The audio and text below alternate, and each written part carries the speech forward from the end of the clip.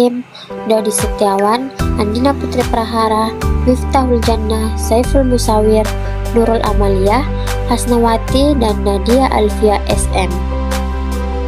Baik, di sini saya akan menjelaskan materi terkait film Kolentarata. Untuk pertama-tama kita harus mengetahui apa sih yang dimaksud dengan film Kolentarata itu sendiri. Jadi film Kolentarata ini termasuk kingdom Animalia, khususnya termasuk hewan tanpa tulang belakang atau juga disebut dengan invertebrata. Kolentarata ini berasal dari dua kata, yakni koelos yang berarti rongga dan enteron yang berarti usus. Dan jika diartikan secara umum, film Kolentarata ini berarti hewan yang berongga. Kolentarata disebut juga cnidaria yang diambil dari nama sel cnidosit yang mengandung sel-sel penyengat nematosit. Sel-sel penyengat itulah yang menjadi ciri khas dari anggota film ini. Nah, berikut merupakan ciri-ciri dari film Kolentarata. Yang pertama, tubuhnya berbentuk simetri radial.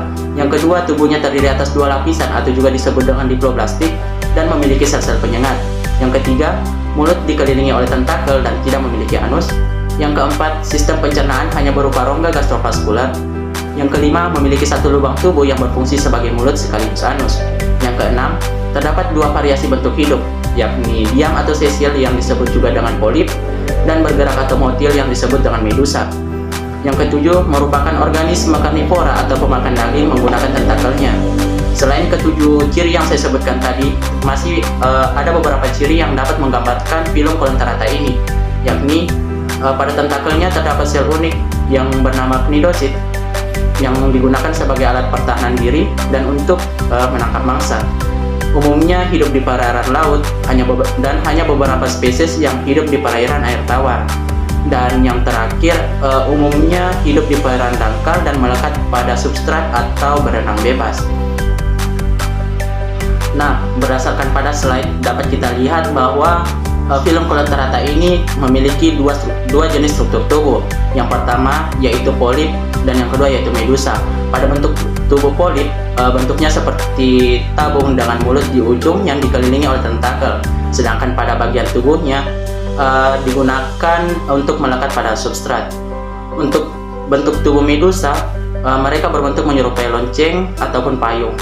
Mereka yang memiliki bentuk tubuh seperti ini memiliki mulut di bagian bawah atau pada bagian cekungnya atau juga disebut dengan pada bagian konkav. Mereka memiliki tentakel yang memanjang dari pinggiran payungnya. Nah, terdapat lima kelas dalam film Kolentarata ini, yakni yang pertama yaitu Hydrozoa, yang kedua Scyphozoa, yang ketiga Cubozoa, yang keempat Anthozoa, dan yang kelima Ctenophora.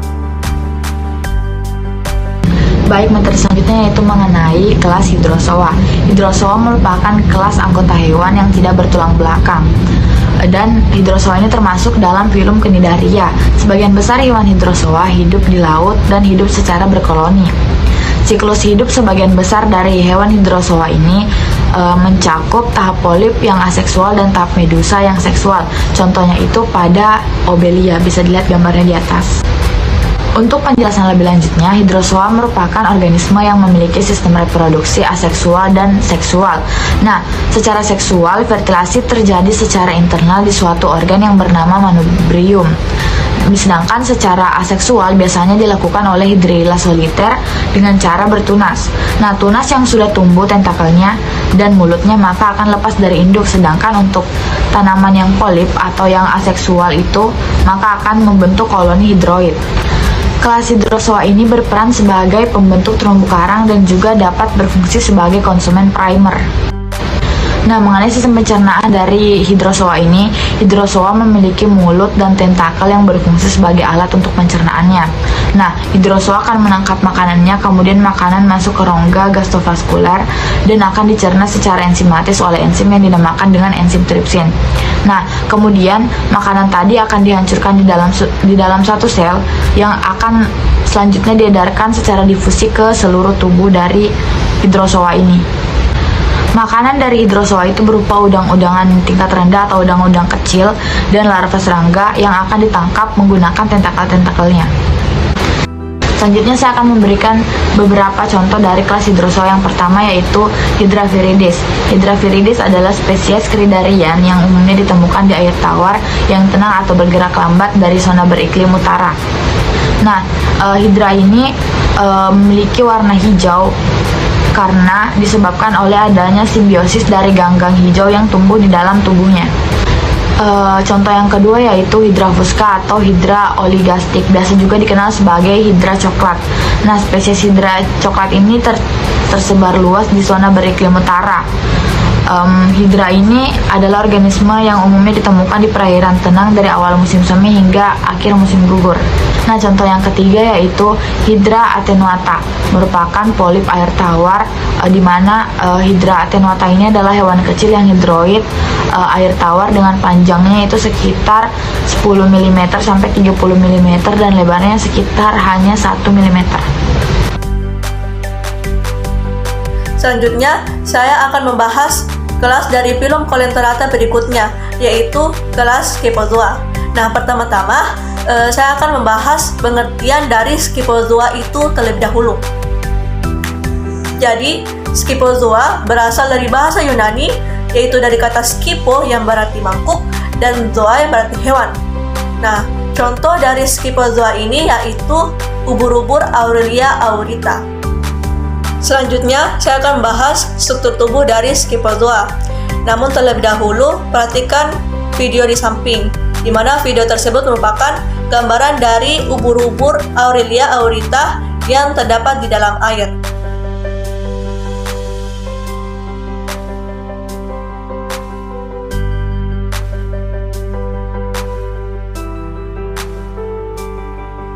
Adapun ciri-ciri dari ubur-ubur Aurelia aurita yaitu yang pertama, memiliki bentuk tubuh menyerupai mangkuk atau cawan yang transparan dan berukuran besar sehingga sering disebut ubur-ubur mangkuk. Yang kedua, tiap tentakelnya itu memiliki sel-sel penyengat atau knidosit yang mampu membunuh lawan. Dan yang ketiga, mampu melayang-layang di air atau planktonik. Ubur-ubur Aurelia aurita itu memiliki dua bentuk tubuh dasar, yaitu polip dan medusa, di mana polip adalah bentuk hidup dari ubur-ubur yang menetap di dasar perairan, sedangkan medusa adalah bentuk hidup dari ubur-ubur yang berenang bebas di perairan. Nah, dapat kita lihat pada gambar di mana terdapat struktur polip dan struktur medusa, di mana struktur polip itu memiliki struktur yang berbeda dengan struktur medusa. Selanjutnya, sistem pencernaan pada Scyphozoa. Nah, adapun kebanyakan spesies ubur-ubur itu memakan organisme kecil, telur ikan, larva, moluska, dan plankton. Dan adapun proses pencernaan ubur-ubur secara umum itu dimulai ketika makanan masuk ke dalam mulut, kemudian masuk ke dalam rongga pencernaan. Sementara itu, sel kelenjar yang berada pada gastrem akan mengeluarkan enzim pencernaan yang menghasilkan nutrisi. Nah, nutrisi inilah yang nantinya akan disalurkan ke seluruh tubuh melalui air dengan gerakan otot serta difusi untuk lapisan sel paling luar. Selanjutnya, sistem reproduksi pada Scyphozoa, lebih tepatnya pada ubur-ubur Aurelia aurita, di mana sistem reproduksinya itu mengalami metagenesis atau pergiliran keturunan. Metagenesis adalah proses perkembangbiakan secara seksual diikuti oleh aseksual dalam satu generasi, di mana fase yang lebih dominan adalah fase generatif, berupa bentuk medusa. Nah, selanjutnya saya akan membahas daun hidup dari ubur-ubur Aurelia aurita. Nah, adapun daun hidupnya itu dimulai dari medusa atau ubur-ubur dewasa yang akan membentuk sel gamet berupa sperma dan ovum. Nah, sperma yang telah matang akan dikeluarkan dan berenang menuju ovum, lalu menghasilkan zigot. Nah, zigot nantinya inilah akan membentuk planula, dan planula tersebut akan melekat di dasar lautan dan membentuk individu baru yang disebut dengan scyphostoma atau polipoda. Nah, dari scyphostoma inilah dimulai reproduksi aseksual. Scyphostoma akan membentuk mata, tentakel, dan organ-organ lainnya. Serta mereka akan mulai memisahkan diri dari polip yang paling atas. Peristiwa ini disebut strobilasi, dan medusa yang terbentuk disebut strobila. Nah, tentakel strobila yang memendek itu akan membentuk evira atau ubur-ubur muda. Nah, ubur-ubur muda atau evira nantinya akan berkembang dan menjadi ubur-ubur dewasa atau medusa. Demikian materi yang dapat saya sampaikan. Sekian, terima kasih. Ustadz sudah membahas beberapa kelas di film Kolenterata. Saatnya giliran saya untuk membahas salah satu kelas yang ada di film tersebut, yaitu kelas Kubozoa. Nah, mungkin teman-teman belum tahu apa itu Kubozoa. Kubozoa diambil dari kata kubo, yang artinya kubus atau kotak, dan juga zon artinya hewan. Nah, kita bisa tahu kalau Kubozoa itu adalah ubur-ubur kotak. Ubur-ubur kotak ini adalah hewan invertebrata dari film Cnidaria dan memiliki medusa, dan bentuknya sudah pasti kubus. Ubur-ubur kotak terkenal sebagai ubur-ubur yang memiliki bisa yang sangat kuat. Ada beberapa spesies yang diketahui memiliki bisa yang kuat, seperti Chironex fleckeri, kemudian ada Carukia barseni, dan ada juga Maluking. Ketiga spesies ini adalah salah satu makhluk laut yang paling berbisa di dunia. Mungkin teman-teman sudah pernah bertemu dengan salah satu hewan ini. Sengatan dari spesies ubur-ubur tersebut sangat menyakitkan dan kadang-kadang menjadi fatal bagi manusia. For information, ada beberapa jenis ubur-ubur kotak yang memiliki nama, yaitu ubur-ubur Irukandji. Dan jenis ubur-ubur ini dapat menimbulkan sindrom Irukandji, dan gejalanya yaitu seperti sakit punggung yang parah atau sakit kepala, kemudian sakit pada otot, dada dan perut, kemudian ada mual, gelisah, muntah, dan bahkan sulit bernafas. Kemudian kita beralih pada sistem tubuh ubur-ubur kotak. Ubur-ubur kotak memiliki sistem yang lebih kompleks dibandingkan ubur-ubur yang lainnya, yaitu sistem sarafnya lebih berkembang dan matanya sudah dilengkapi dengan retina, kornea, dan lensa, dan jumlahnya itu ada 24 buah mata. Kecepatan renangnya juga lebih cepat dibandingkan ubur-ubur lainnya. Ciri-ciri ubur-ubur kotak tampak berbeda dari ubur-ubur Scyphozoa adalah medusanya yang berbentuk kotak, bukan seperti payung. Ubur-ubur kotak bisa bergerak lebih cepat dibandingkan ubur-ubur lainnya, bahkan kecepatannya hingga 6 meter per menit. Dan itu yang terakhir dicatat. Beberapa spesies panjangnya dapat mencapai 3 meter. Ubur-ubur kotak beratnya bisa mencapai 2 kg. Kemudian kita beralih pada sistem pencernaan ubur-ubur kotak.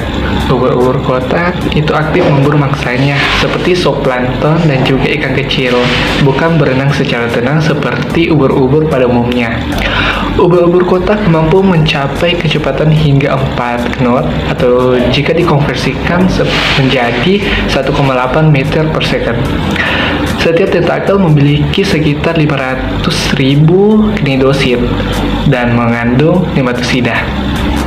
Mekanismenya berbentuk tombak yang menyuntikkan racun makroskopis ke korbannya.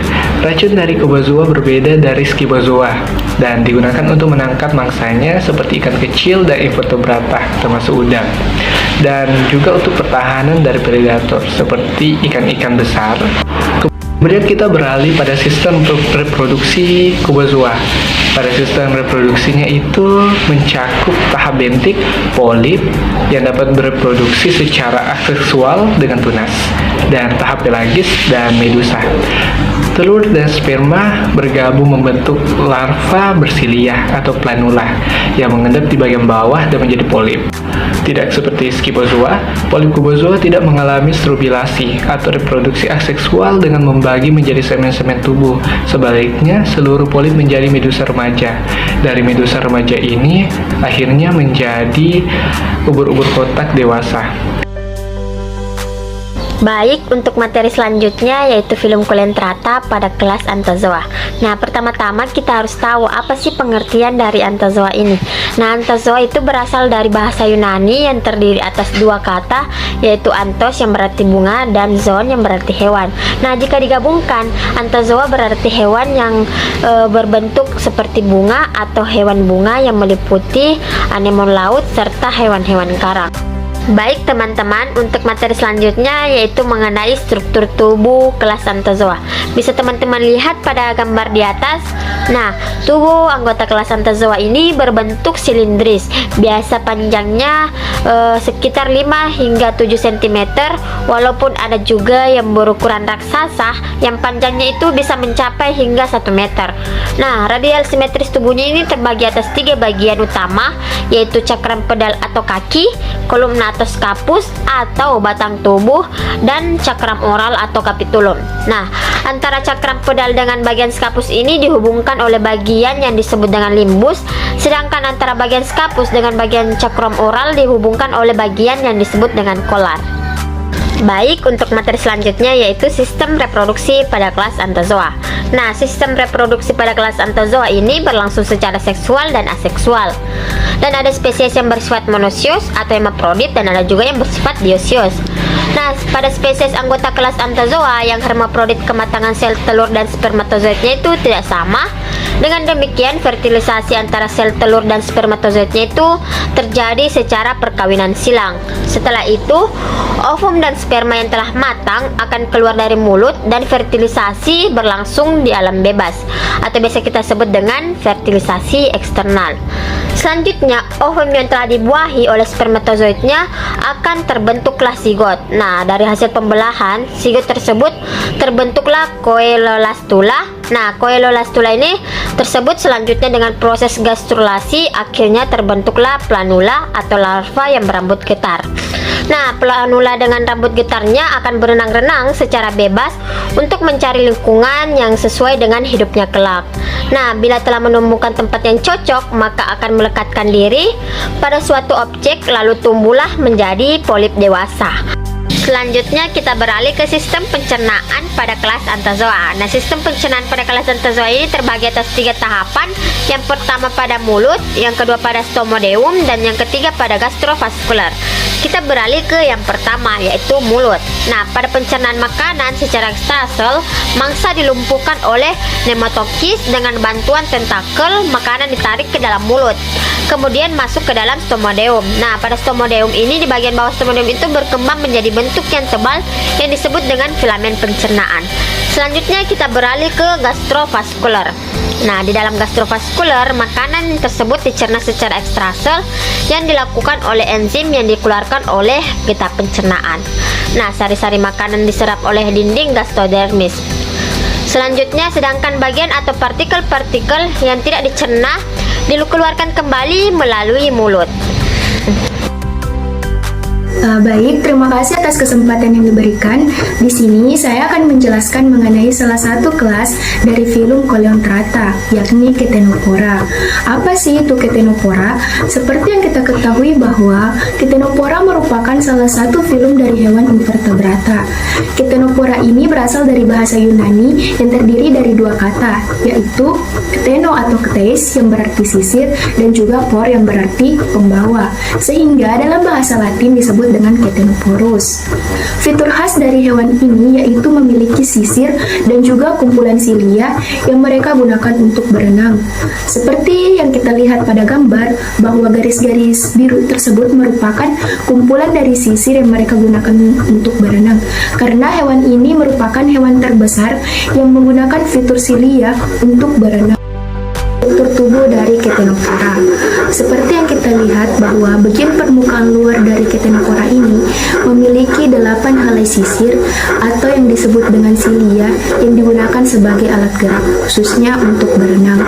Oleh karena itu, hewan ini dikenal juga sebagai ubur-ubur sisir karena secara vertikal tubuhnya dapat dilihat yaitu memiliki 8 sisir atau 8 silia yang tampak seperti deretan sisir. Selanjutnya, hewan ini merupakan hewan yang memiliki mulut untuk mencerna makanan dan juga memiliki lubang anus atau disebut dengan organosensorik apikal yang terdiri dari anal pores dan juga anal kanal yang merupakan 2 lubang anus untuk mengeluarkan air dan juga kotoran. Selain itu, hewan ini memiliki saluran faring dan juga ada faring, ada saluran lambung, ada usus dan juga tentakel. Selanjutnya, hewan ini hanya terdiri dari dua lapisan tubuh atau dikenal juga dengan hewan diplomastik, yakni menyelimuti lapisan kulit bagian dalam atau gastoderm dan juga lapisan kulit terluar atau ectoderm tubuh dari Ctenopora ini, di mana di bagian tentakelnya itu tidak mengandung nematokis, sedang berbeda dengan kelas dari Anthozoa. Seperti yang kita ketahui bahwa nematokis merupakan alat penyengat khusus yang dimiliki beberapa hewan seperti anemon laut, ubur-ubur, dan juga karang sebagai alat perlindungan diri untuk menyengat. Selanjutnya, sistem reproduksi dari Ctenopora. Ctenopora secara umum bereproduksi secara seksual atau generatif, di mana dilakukan dengan peleburan sel sperma dengan sel telur atau ovum pada fase medusa. Sel sperma yang telah masak akan berenang menuju ovum atau ovarium sehingga terjadi fertilisasi atau pembuahan yang akan membentuk zigot. Zigot kemudian akan berkembang menjadi larva atau yang dikenal dengan planula sebelum akhirnya menjadi polip dewasa. Selanjutnya, beberapa spesies dari Ctenopora akan melakukan reproduksi secara seksual atau vegetatif dengan fragmentasi, di mana dilakukan dengan membentuk kuncup pada kaki pada fase polip. Kuncup ini semakin lama semakin membesar sehingga terbentuk kuncup baru dari spesies Ctenopora. Selanjutnya, Ctenopora ini akan mengalami pergiliran keturunan atau yang dikenal dengan metagenesis. Secara seksual, polip reproduktif akan membentuk tunas medusa. Selanjutnya, tunas medusa yang bersifat diploid ini akan dilepaskan dan berenang bebas, sehingga medusa dewasa akan bereproduksi secara seksual, mengalami pembelahan meiosis menjadi sel gamet, yaitu sel sperma dan juga sel telur atau ovum yang berkromosom haploid. Bila terjadi fertilisasi akan menghasilkan zigot. Zigot ini kemudian akan berkembang menjadi larva bersilia atau yang dikenal dengan planula yang sifatnya diploid. Selanjutnya, planula ini akan menetap di suatu tempat atau suatu daerah sebelum akhirnya berkembang menjadi polip dewasa yang bersifat diploid. Polip dewasa ini akan berkembang menjadi polip pencari makan. Terima kasih atas kesempatannya. Saya akan membahas mengenai sistem pencernaan pada Ctenopora, yang dimana sistem pencernaan Ctenopora memecah makanan menggunakan berbagai organ. Mereka mengkonsumsi Ctenopor dan spesies planktonik lain dengan sepasang tentakel bercabang dan lengket. Ketika makanan mencapai mulut mereka, kemudian akan berjalan melalui silia ke faring, di mana akan dipecah oleh penyempitan otot. Makanan akhirnya pindah ke usus yang lebih luas, di mana enzim secara bertahap memecahnya, lalu berjalan dari perut ke pori anus, yang sebenarnya bukan anus sejati, tetapi mengeluarkan partikel tertentu, sedangkan yang lainnya keluar melalui mulut. Selanjutnya, klasifikasi Ctenopora. Ctenopora terbagi menjadi dua kelas, yaitu tentakulata yang memiliki tentakel dan nuda yang tidak memiliki tentakel. Tentakulata terdiri dari 8 ordo, yaitu Sidipida, Lobata, Platystenida, Genisida, Cambogida, Cryptolobiferida, Thalassocalisida, dan Cestidae. Sedangkan nuda hanya terdiri dari satu ordo, yaitu Beroida. Selanjutnya yaitu Sidipid, yang dimana Ctenopor jenis Sidipid memiliki tubuh yang bulat, kadang-kadang hampir bulat dan di beberapa spesies lain berbentuk silinder. Dua sisi tubuh berbentuk panjang dan ramping. Beberapa spesies Sidipid memiliki tubuh yang diratakan untuk luasan yang berbeda, sehingga mereka lebih luas dalam tentakelnya. Selanjutnya ada Lobata. Kebanyakan Lobata memiliki sepasang lobus yang berotot, perpanjangan tubuh seperti cangkir yang menonjol di luar mulut. Tentakel mereka yang tidak mencolok berasal dari sudut mulut, berjalan dalam alur yang berbelit-belit dan menyebar ke permukaan bagian dalam lobus, bukan tertinggal jauh di belakang seperti di Sidipida. Selanjutnya ada Platystenida, yang dimana Platystenida dianggap sebagai kelompok polifilitik. Mereka biasanya berwarna samar, hidup di bebatuan, ganggang, karang lunak, atau permukaan tubuh invertebrata lainnya, terutama spesies Cnidaria dan Echinodermata tertentu, terutama genus Coleoplana sp. Selanjutnya, Ganesida. Ganesa adalah genus ubur-ubur sisir, satu-satunya genus dalam keluarga monotipik Ganesidae dan ordo Ganesida. Mereka dicirikan oleh sepasang lobus kecil di sekitar mulut dan faring yang memanjang. Dua spesies saat ini yang diakui yaitu Ganesa elegan dan Ganesa annamita. Kemudian ada Thalassocalisida. Morfologi Thalassocalisid unik dalam Stenopora. Adanya kesamaan tertentu untuk kedua sidipit, yaitu struktur kanal dan lobar, dan ditandai dengan tidak adanya daun telinga dan lobus otot. Sebaliknya, lobus tidak berotot menyatu menjadi kubah terus-menerus kemudian membentuk rencana tubuh seperti medusa. Selanjutnya, Cestidae. Cestidae adalah keluarga ubur-ubur sisir, satu-satunya keluarga dalam ordo monotip Cestida. Kedua tentakel sangat memendek, dan 2 dari 4 baris sisir bersilia. Bentuk tubuh yang tidak biasa memungkinkan hewan untuk berenang melalui undulasi otot, serta dengan menggunakan silia mereka. Selanjutnya, pada kelas muda terdapat ordo Beroidae, yang dimana Beroidae adalah keluarga stenopor atau ubur-ubur sisir yang lebih sering disebut sebagai beroid. Kelas ini dibedakan dari ubur-ubur sisir lainnya karena tidak adanya tentakel. Dalam tahap remaja dan dewasanya, beroid ditemukan di seluruh samudra dan laut. Semua beroid adalah peran bebas dan membentuk bagian dari plankton. Berikut untuk mengetahui lebih lanjut mengenai filum Coleantrata, bisa kita saksikan video selanjutnya. Diverse forms such as jellyfish, corals, and sea anemones. Coelenterate are mostly marine, except for Hydra, which is a freshwater form. They may be sedentary or free swimming. The word coelenterate means hollow gut. Coelenterates are radially symmetrical and their body has 2 or 3 layers, a gastrovascular cavity and a single opening that serves as both mouth and anus, which is usually surrounded by tentacles. Soft body of coelenterates may be naked or supported by calcareous exoskeleton or endoskeleton. Many coelenterates exhibit polymorphism, that is, they exist in 2 different body forms, a polyp and a medusa. A polyp is a tubular body form which is usually sessile, while a medusa is an umbrella-shaped free-swimming body form. Polyp represents asexual phase, while a medusa is a sexual stage in a coelenterate's life cycle.